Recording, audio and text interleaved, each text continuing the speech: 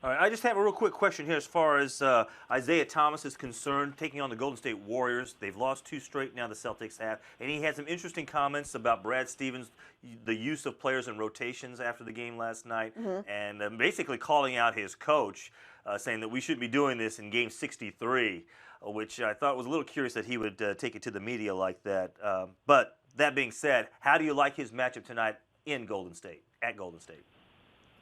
Yeah, I thought that was odd as well, coming from Isaiah Thomas, who's obviously had a very nice year, but I don't know if he's quite built up the equity, as a player in the NBA. To question a well-respected coach like Stevens, but that's beside the point. Matchup-wise, the Warriors, for as good as they've been, I mean, obviously they're the best team in the NBA. They're not the strongest defense, when it comes to fantasy. So you don't look at them in the same light as maybe you do as, a team like San Antonio or Utah.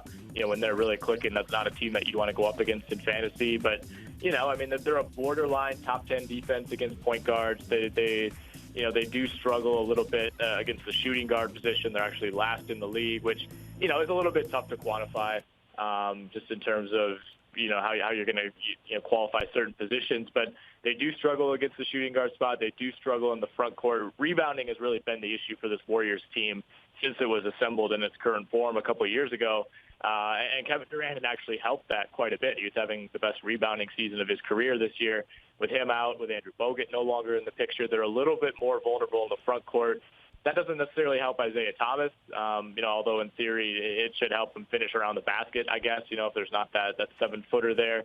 But, some of the ancillary pieces, guys like Al Horford, Jaylen Brown, who plays a lot of front court for them, and, even Amir Johnson, Kelly Olynyk, if you really want to, dig through that bargain bin.